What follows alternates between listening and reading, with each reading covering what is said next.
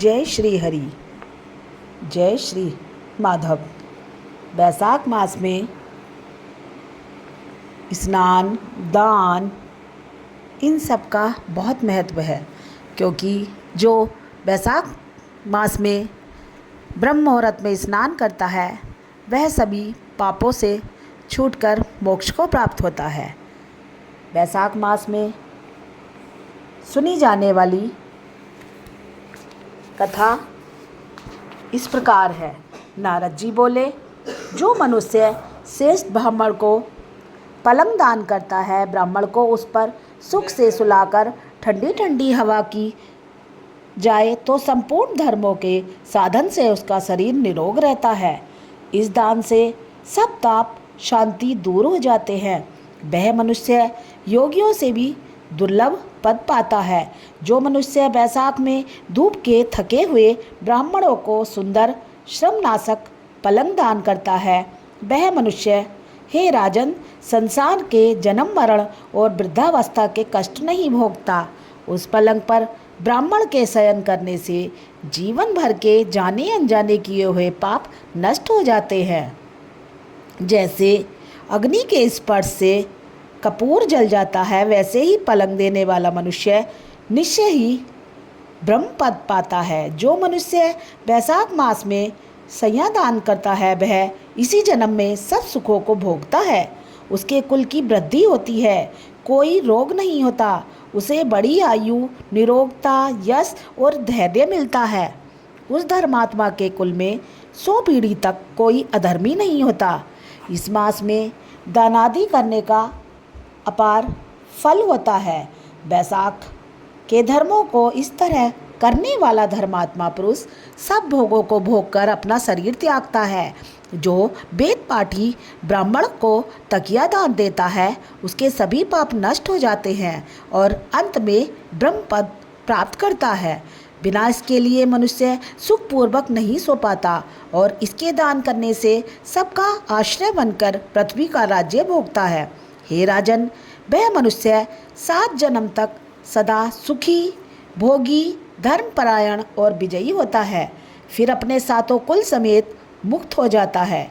जो मनुष्य चटाई अथवा किसी प्रकार का आसन देता है जिस पर पत्रशाही विष्णु भगवान स्वयं विराजते हैं, इससे जल में पड़ी हुई ऊन नहीं भीगती। वैसे ही संसारी जीव संसार के बंधन को नहीं प्राप्त होता।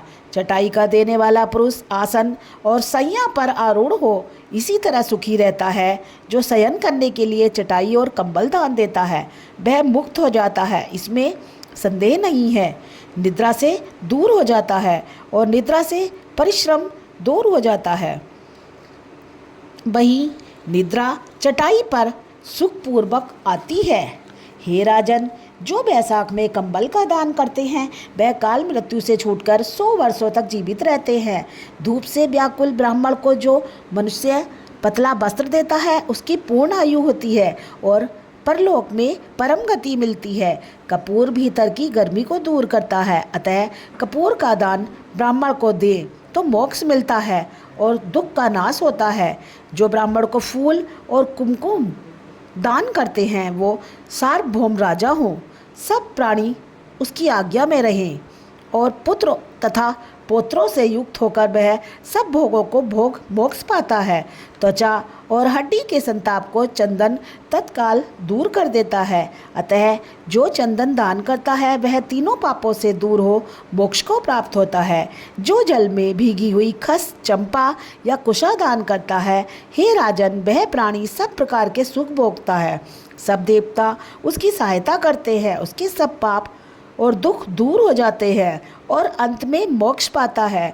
जो बैसाख में गोरोचन और कस्तूरी दान करता है वह तीनों ताप से छूटकर मोक्ष पद पाता है।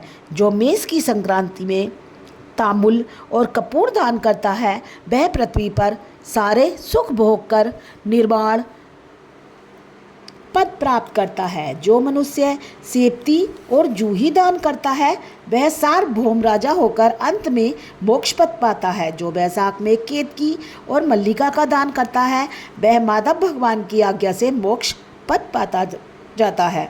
जो मनुष्य ब्राह्मण को सुपारी और अन्य सुगंधित द्रव्यों का दान करता है, हे राजन, जो नारियल दान करता है उसके पुण्य के फल चित लगाकर सुनो। वह 7 जन तक ब्राह्मणों के घर जन्म लेता है और धर्मान तथा वेद पाठी होता है। फिर वह 7 कुल समेत विष्णु लोक को जाता है। हे राजन, जो प्राणी विश्राम मंडप बना ब्राह्मणों को देता है उसके पुण्य के फल कहने को मेरी सामर्थ्य नहीं है। जो मनुष्य छाया मंडप बनवाकर भीतर बालू बिछा उसमें प्याऊ लगा देता है वह स्वर्गलोक का स्वामी होता है। जो मनुष्य मार्ग में बाग, कुआं, झोपड़ी बनवाता है वह बहुत बड़ा धर्मात्मा है।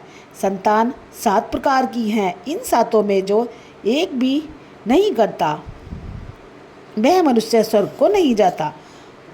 उत्तम शास्त्रों का सुनना, तीर्थ यात्रा, सत्संग, जलदान, अन्नदान, पीपल का पेड़ लगाना और पुत्र होना, ये 7 प्रकार की संतान देवताओं ने कही है। अन्य सैकड़ों धर्म करने पर भी मनुष्य को संतान नहीं मिलती, इसलिए संतान की इच्छा करने वाले को इनमें से एक कर्म अवश्य करना चाहिए। पशु पक्षी, मृग और वृक्षों को भी स्वर्ग सुख नहीं मिलता, फिर मनुष्यों का तो कहना ही क्या है। जो मनुष्य सुपारी, नागबल्ली, कपूर और अगर सहित पान दान करते हैं वह निश्चय ही शारीरिक पापों से मुक्त हो जाते हैं तथा यश, धैर्य और लक्ष्मी प्राप्त करते हैं। रोगी रोग से छूट जाता है और निरोगी मोक्ष को पाता है। जो बैसाख में तापनाशक छाछ का दान करता है वह विद्यावान और धनवान होता है। इसमें तनिक भी संदेह नहीं है, क्योंकि गर्मी की ऋतु में तर्क के समान कोई दान नहीं। इसलिए मार्ग के कारण थके हुए ब्राह्मण को छाछ का दान करें। जो मनुष्य नींबू का रस और नमक डालकर अरुचि नाशक छाछ का दान करता है वह मोक्ष पाता है।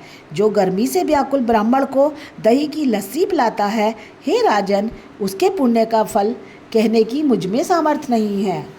जो बैसाख महीने में अच्छी चावल दान करता है उसकी बड़ी आयु होती है और वह सब यज्ञों के फल पाता है।